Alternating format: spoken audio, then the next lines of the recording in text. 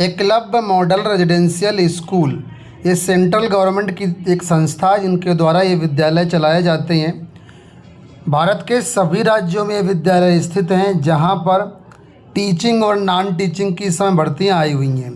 तो ज़्यादातर जो टीचिंग की वैकेंसी वहाँ पर बीएड मांगा जाता है, लेकिन उसके बाद भी कई सारी ऐसी वैकेंसी है टीचर की जहाँ पर बीएड नहीं मांगा गया है, यानी बिना बीएड के आप टीचर बन सकते हैं।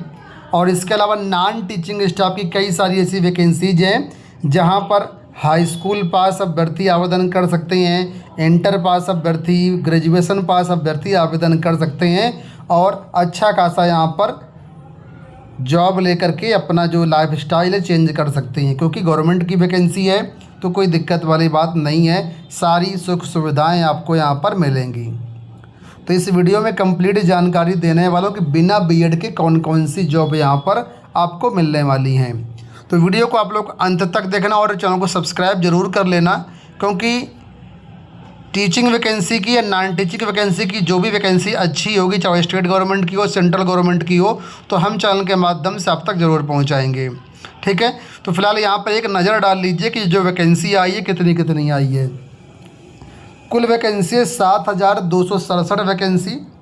ठीक है, इसमें से अगर आप देखेंगे तो यहाँ पर प्रिंसिपल की 225 है, पीजीटी की 1460 है, टीजीटी की 3,962 है। तो पीजीटी और टीजीटी का मैं ऑलरेडी वीडियो बना चुका हूँ, उनमें बीएड मांगा गया है, लेकिन विदाउट बीएड जो वैकेंसीज हैं वो मैं आपको इस वीडियो में बताऊँगा। कई सारी वैकेंसीज यहाँ पर है। फिलहाल पद आप देख लीजिए, फीमेल स्टाफ नर्स के 550 हैं, हॉस्टल वार्डन के 635 पद हैं, अकाउंटेंट के 61 हैं, जेएसए के 228 हैं, लैब अटेंडेंट के 146 पद हैं। ठीक है, तो बीएड वाली कौन कौन सी हैं वो तो ऑलरेडी बता चुका हूँ मैं, पीजीटी और टीजीटी बीएड वाली हैं। लेकिन बिना बीएड वाली वैकेंसी बाकी यहाँ पर हैं, जैसे कि नीचे देखिए जितनी वैकेंसी हैं ये सब विदाउट बीएड हैं। और इसके साथ ही टीचिंग में भी कुछ ऐसे सब्जेक्ट हैं जहाँ पर बीएड नहीं मांगा गया है, तो वो भी मैं आपको बताऊंगा, बस आप इस वीडियो को अंत तक देखना। ठीक है, अब मैं आपके लिए यहाँ पर एलिजिबिलिटी क्राइटेरिया का पेज ओपन कर ले रहा हूँ जहाँ पर आपको सारी चीज़ें बता रहा हूँ। तो सबसे पहले हम बात कर लेंगे टीचिंग वैकेंसी जो विदाउट बीएड है, इसके बाद नॉन टीचिंग पर बात करते हैं। तो पहली वैकेंसी आपके सामने है टीजीटी कंप्यूटर। इस टीजीटी कंप्यूटर में बीएड की कोई भी ज़रूरत नहीं है। अगर आपके पास बैचलर डिग्री कंप्यूटर एप्लीकेशन में यानी बीसीए किया हुआ है तो आप इसके लिए एलिजिबल हैं। आप विदाउट बीएड आप आवेदन कर सकते हैं, जॉब ले सकते हैं। या फिर आपने बीई किया हुआ, बीटेक किया हुआ है कंप्यूटर साइंस या फिर इंफॉर्मेशन टेक्नोलॉजी से, तो भी आप फॉर्म भर करके जॉब ले सकते हैं। अगर आपने ग्रेजुएशन किया हुआ है कंप्यूटर साइंस से या फिर आईटी से, तो भी आप विदाउट बीएड यहाँ पर कंप्यूटर टीचर बन सकते हैं। तो देखिए ये वैकेंसीज आपके लिए हैं विदाउट बीएड। अभी मैं और बताऊंगा, उससे पहले एक वैकेंसी मैं आपको और बता दे रहा हूँ, वो यहाँ पर प्रवक्ता है। प्रवक्ता कंप्यूटर में भी यानी पीजीटी कंप्यूटर में भी आपको बीएड की कोई भी ज़रूरत नहीं है। सिर्फ यहाँ पर एमएससी आपका कंप्यूटर साइंस से हो या फिर आईटी से हो या फिर आपने एमसीए किया हो, एमई किया हुआ हो, एमटेक किया हुआ, तो आप without BEd PGT computer science भी भर सकते हैं पीजी के बेस पर। ठीक है,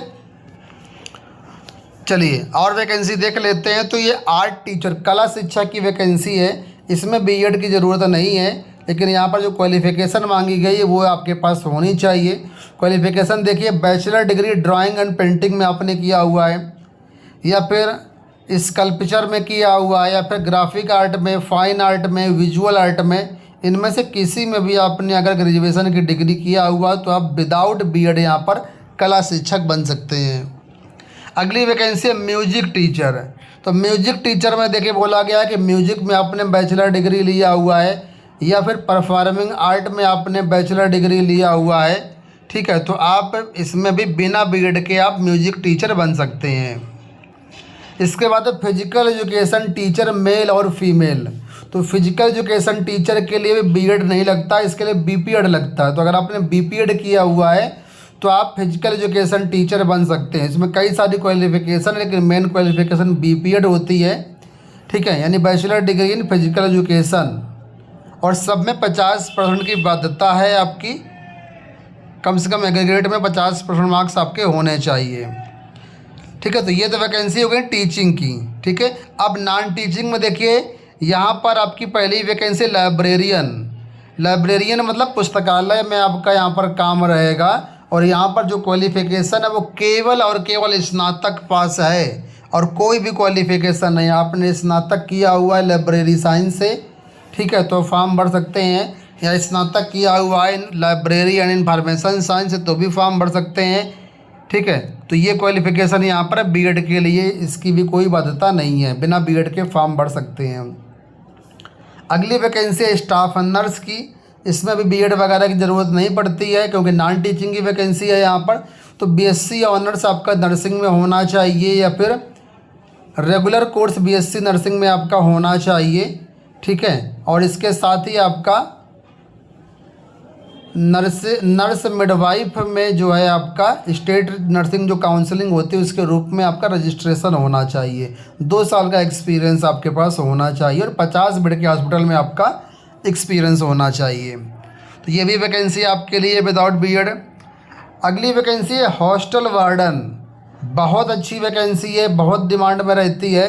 हॉस्टल वार्डन की वैकेंसी है। इसके लिए सिर्फ और सिर्फ ग्रेजुएशन मांगा गया है, कोई भी डिग्री नहीं चाहिए, सिर्फ ग्रेजुएशन आपने किया हुआ है, बीए किया, बीएससी किया, बीकॉम किया, बीटेक किया, बीसीए किया, कुछ भी किया, ग्रेजुएशन के समकक्ष में अगर आपके पास डिग्री है तो हॉस्टल वार्डन के लिए आप अप्लाई कर सकते हैं और जॉब ले सकते हैं।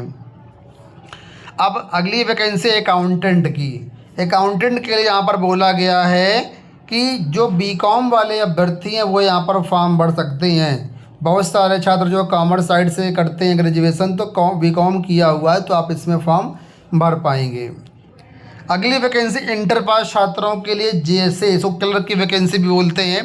तो क्लर्क की वैकेंसी यहाँ पर इंटर पास मांगा गया है, लेकिन यहाँ पर आपको टाइपिंग भी देखी जाएगी। तो टाइपिंग अभी आपको नहीं आती तो कोई दिक्कत वाली बात नहीं है, अभी आप इंटर के बेस पर आवेदन कर दीजिए और टाइपिंग की तैयारी शुरू कर दीजिए। जब टाइपिंग परीक्षा होगी तो वहाँ पर आपको अंग्रेजी में 35 वर्ड पर मिनट और हिंदी में 30 वर्ड पर मिनट की स्पीड आपकी होनी चाहिए। कोई क्वालिफिकेशन या कोई डिग्री नहीं लगेगी इसकी, सिर्फ टेस्ट होगा आपका टाइपिंग का, तो वहाँ पर पास हो जाने चाहिए आप।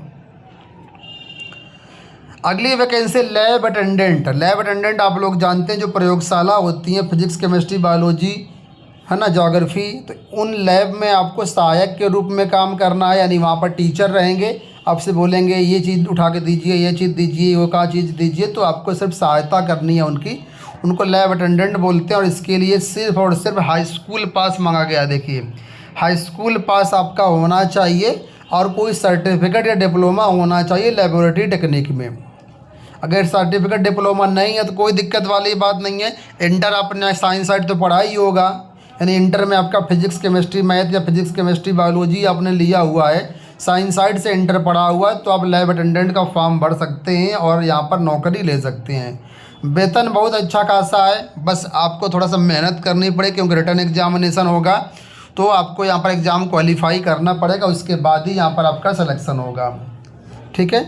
तो सारी डिटेल मैंने आपको बता दिया है। ऑनलाइन आवेदन शुरू है, ऑनलाइन फॉर्म भर दीजिए। फॉर्म कैसे भरना है उसका भी वीडियो हमने बनाया हुआ है, एंड स्क्रीन पर वीडियो का लिंक मिल जाएगा। आप वीडियो को देख करके अच्छे से फॉर्म भर लीजिए, और इसका परीक्षा पैटर्न सिलेक्शन प्रोसेस मैं आपको अगले वीडियो में बना दूंगा। तो फिलहाल इस वीडियो में इतना ही, धन्यवाद।